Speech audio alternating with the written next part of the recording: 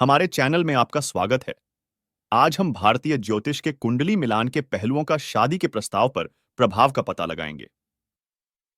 आज के वीडियो में हम कुंडली मिलान की धारणा पर विचार करेंगे और आकलन करेंगे कि क्या केवल 36 गुणों पर निर्भर रहना यह निर्धारित करने के लिए पर्याप्त है कि कोई विवाह सफल होगा या नहीं। लेकिन आगे बढ़ने से पहले इस तरह की अधिक जानकारीपूर्ण सामग्री के लिए सूचनाएं प्राप्त करने के लिए हमारे चैनल को सब्सक्राइब करें और घंटी आइकन को बजाना सुनिश्चित करें। आइए अब कुंडली मिलान के पीछे की सच्चाई को उजागर करें। कुंडली मिलान की प्रथा सदियों से भारतीय संस्कृति का हिस्सा रही है, इस विश्वास के साथ कि ब्रह्मांडीय ऊर्जाओं को संरेखित करने से आनंदमय और सामंजस्यपूर्ण वैवाहिक जीवन हो सकता है। जन्म कुंडली किसी व्यक्ति के जन्म की तारीख, समय और स्थान के आधार पर बनाई जाती है। यह चार्ट उस समय ग्रहों, तारों और अन्य खगोलीय पिंडों की अद्वितीय स्थिति को दर्शाता है। कुंडली मिलान में मुख्य रूप से वर और वधू की जन्म कुंडली की तुलना करके उन गुणों की अनुकूलता का आकलन करना शामिल है जो एक सफल विवाह को प्रभावित करते हैं।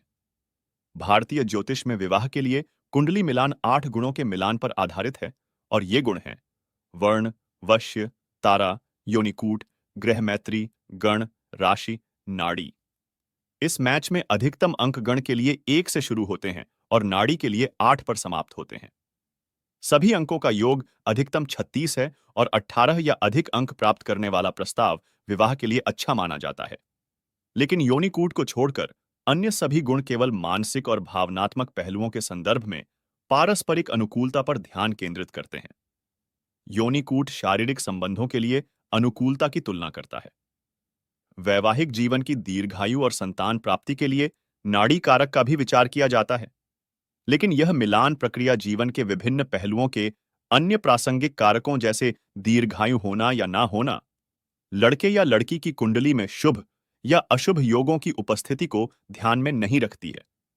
यदि कुंडली मिलान में 36 में से 30 अंक मिलते हैं, तो यह एक बहुत अच्छा मैच माना जाएगा। लेकिन यदि लड़के या लड़की की कुंडली में दरिद्र योग, केंद्रम, द्रुमुख योग, अरिष्ट योग या रोगग्रस्त योग है, तो कुंडली मिलान के बावजूद उनका वैवाहिक जीवन परेशानियों से भरा रहेगा। इसी प्रकार यदि लड़की या लड़के की कुंडली में अशुभ बांझपन या नपुंसकता योग हो, तो अच्छे कुंडली मिलान के बावजूद भी उनका वैवाहिक जीवन दुखमय हो सकता है। यदि लड़की की कुंडली में वैधव्य योग हो, तो लड़के की आयु खतरे में पड़ जाती है। फिर मांगलिक दोष का भी विचार किया जाता है जो कुंडली मिलान को प्रभावित करता है, लेकिन इस दोष को 8 गुणों में परिभाषित नहीं किया गया है।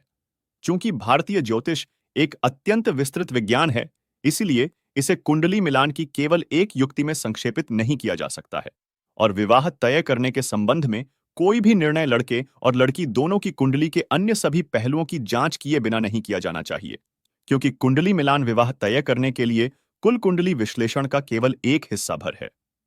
इसलिए अकेले कुंडली मिलान किसी भी विवाह को तय करने का एकमात्र औचित्य नहीं हो सकता है। जहां कुंडली मिलान विवाह तय करने का एक कारक है, वहीं कई अन्य सामाजिक कारक भी हैं जो कुंडली मिलान से कहीं अधिक महत्वपूर्ण हो सकते हैं, और वे हैं पारिवारिक पृष्ठभूमि, शैक्षिक योग्यता, कमाई की शक्ति, सामाजिक स्थिति, पारंपरिक सांस्कृतिक अनुष्ठान, भोजन की आदतें, प्रत्येक परिवार की एक दूसरे से अपेक्षाएं आदि। विवाह का प्रस्ताव तय करते समय ध्यान केवल आपसी शारीरिक, भावनात्मक और मानसिक अनुकूलता पर ही नहीं होना चाहिए, बल्कि लंबे समय तक विवाह की स्थिरता पर भी विचार करना चाहिए। यह कुंडली मिलान की अवधारणा में हमारे अध्ययन का निष्कर्ष है कि क्या विवाह की अनुकूलता निर्धारित करने के लिए केवल 36 गुणों पर निर्भर रहना पर्याप्त है। हमने गुणों के महत्व, उनकी गणना में शामिल जटिलताओं और एक सफल विवाह में योगदान देने वाले विभिन्न अन्य कारकों के बारे में आज सीखा है। याद रखें, कुंडली मिलान एक मूल्यवान परिप्रेक्ष्य प्रदान करता है, लेकिन यह जीवन साथी पर निर्णय लेने का एकमात्र आधार नहीं होना चाहिए। भावनात्मक, बौद्धिक और व्यक्तिगत लक्ष्यों जैसे कई स्तरों पर अनुकूलता पर विचार करना भी बहुत महत्वपूर्ण है।